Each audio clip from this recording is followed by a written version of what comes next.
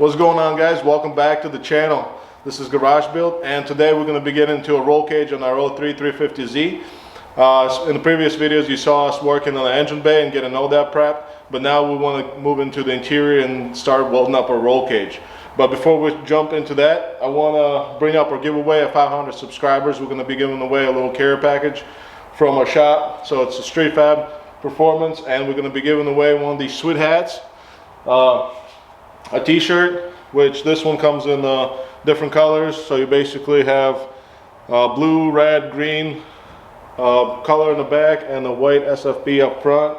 And like I said, they come in different colors, so a winner of this giveaway get to decide what color they want their t-shirt to be. And also on top of that, you're going to receive 5 decals of different colors. So Street Fab Performance, and they come also in the green, red, purple, silver. And the best of all is this Mishimoto thermostatic oil adapter. So if you guys are looking to put an oil cooler in, or just to run a temp gauge on your oil filter and just monitor your oil temperature or pressure, actually you can put both in, you can do so. And it also comes with dash stand and fittings and 2 adapters depending on what oil thread pitch you have. So you don't have to buy anything from us, just as long as you're a subscriber, you automatically enter to win. Hit that subscribe button and don't miss out. So with all that being said, let's roll into today's video. Alright guys, so before we roll into our bending process, we brought our tube bender to the small shop. It was originally in the big shop if you watched previous videos before, but now we put a lift in there. So, and we kind of want to have it next to the car, so it's kind of more efficient instead of walking back and forth.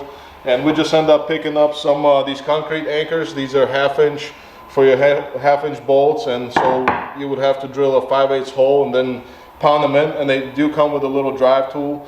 So as soon as we drill the hole, we'll put 4 of them in our floor and secure our bender. And what's nice about these, if you don't want your bender to be there permanently, you can just remove them or remove your bolts, and then these will stay flush with your floor, so you don't have to have it there and nothing's going to be sticking out. Another original or different way is to have the thread sticking out of the floor, but we kind of don't want this here all the time, so that's the best way to go about it. So we're going to secure this tube bender, and we're going to start measuring our cage.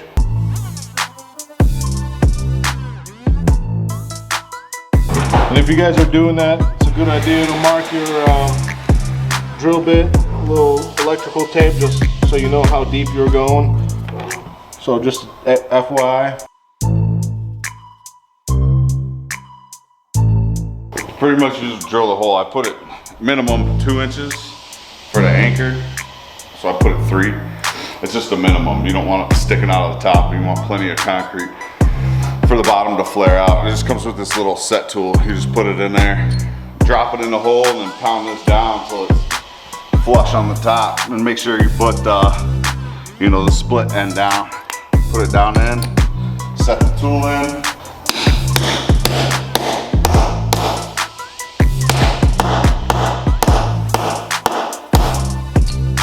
And you can kind of feel when it hits that shoulder. It's like a solid feel when you're going.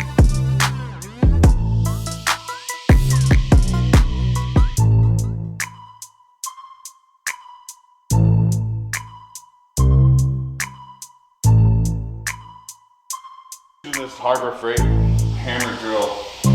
You can use a regular hammer drill, like one of the DeWalt's with a function, but that's a rotary hammer. If you're mounting a lot of this stuff, that's worth it. They're pretty cheap at Harbor Freight. If you're not a construction company using it all the time, it's held up pretty good for us. Yeah, I think we picked up this drill from Harbor Freight last year or something, and it was like 180 bucks. But it worked out. We ended up drilling the holes to mount our lift in the big shop, so it works. It's great, at least for everything that we do. We don't use it all the time, like Jake said, so once in a while we need it, and it works awesome. All right guys, we got our tube bender mounted, and this is where we're gonna run with it. There's a lot of room to move around, just in case we're doing a big piece of tube or whatnot. There's plenty of room to walk around and feed the pipe in. And here's our material. So we end up picking up a 1.5 inch DOM seamless tube, and the wall thickness on this thing is 120 thousandths. So if you guys are doing a certified cage, this would something that you can use is 120 thousandths. So you can go, you know, different route, 1 3/4 by 95 thousandths. But this is what we're going with. So we bought plenty of stock, and today we're going to try to make the main hoop, or at least get it tacked in there. But whenever you guys are picking that up, just so you know, or if you don't know anything about the piping, you want to stay away from anything that has any kind of welds on the inside. So just feel on the inside, make sure there's no seam, and you'll be good to go. Anyway, we got all our tools set up, we got our saw set up, so we got our basic tooling that we're gonna need today. And I'm just gonna bring you over here. Let me get on the other side of the car. Our main hoop is gonna actually sit on top of this area right over here. A lot of times you see the guys will run it right into this corner, but we kind of want to get away from there because of our seat, and we want to put the seat as far back as possible. So since we cut out this whole speaker box storage area, we're actually gonna put our base plate right on this corner and go from there. So it'll give us a little bit more of a leg room and adjustability of our seat whenever it comes down time to. So we already measured our distance, and we're basically gonna need about 113 inches of pipe. So we cut our pipe in half. We have 20-foot sections, so we just chopped it straight in the middle, 10 feet, and we're gonna start from there. Our first bend is gonna be right about here somewhere, and we'll take this measurement here in a second, but we want to make it as tight as possible and as high as possible, so our helmet, whenever we sit in the car, our helmet will be at least minimum of 3 inches away from all the piping that's going to be in the car.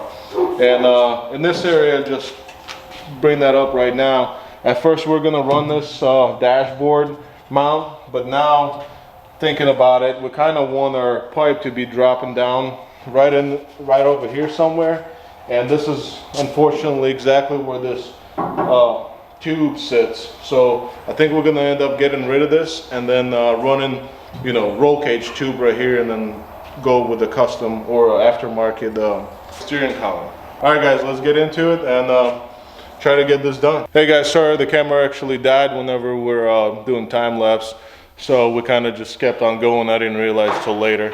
So we're back now. Our main hoop is actually bent, and I'm going to show you where we got. Currently it's in the car right now. We're still trying to get our length cut to size, but that's where we're at right now. This is our fitment. It should be pretty nice and tight once it's set in place. So right now what we're going to do is we're going to try hole saw 2 holes, 1 on each side of the car, so we can drop the cage down and actually get our length cut. And now just slightly shorter, and then once we have our plates in, we'll have a correct measurement. But for now, we're getting ready to cut this down. Jake's got the saw right now, and we're gonna go at it, and then we're gonna show you the actual fitment of the cage.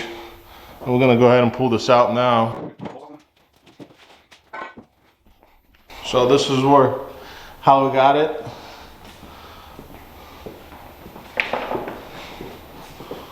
All nice and straight.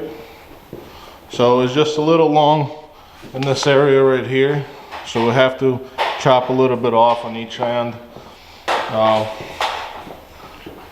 and then eventually, once we all set and ready to weld, we'll have the plates in this corner tying everything in. Alright, so there you go, the cage is in.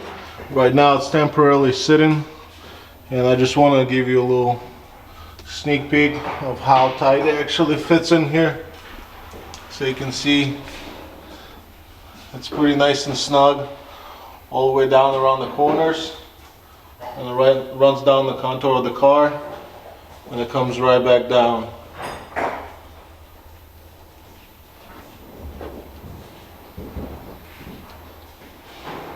So there it is.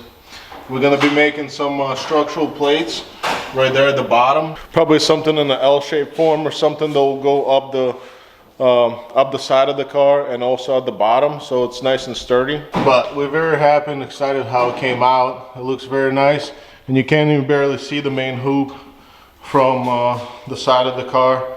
It tucks right nice in there, and once we have our seat in, the roll cage is not going to be in the way. So that was the big thing for us, is to get it away from the seat as far as possible, because on top of that we got to have a harness bar there, and we didn't want the back of the seat touching it.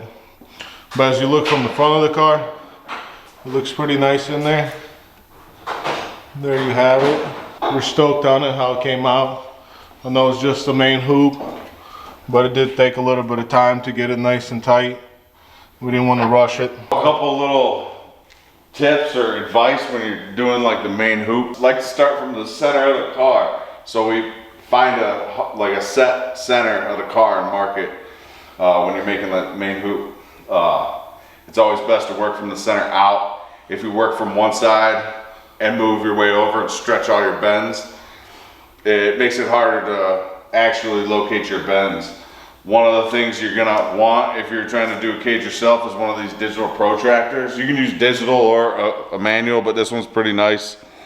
It's got a lock in the center, so when you're sitting up there trying to pick up your bend, we pick up center line and throw this up there, let you know kind of what angle you want so you can run with the angle, test it out. And always make sure when you're putting something in the tube bender that you know which way you're stretching your bend.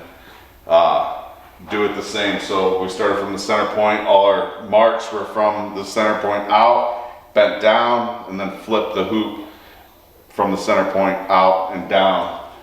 Once you get going, you'll find out if you do it the wrong way, because it changes your overall length. So it's a little point of advice. And as soon as this cage is down, guys, actually, we should be able to go ahead and actually paint the car and choose the color. We have something in mind, but if you guys want to, I'm not going to tell you what it is yet. If you guys have some suggestions where we should paint this car in and out, comment down below. But it should look pretty good, and it's going to be a big, accomplishment as the roll cage goes in and the paint goes on the car. That way we can actually start putting everything back together, and it's going to start, looking more complete. So pretty stoked about that. But for now, guys, I appreciate you guys watching. Please subscribe to the channel and get a chance to win our merchandise and some other goodies. But for now, I'll see you in the next one.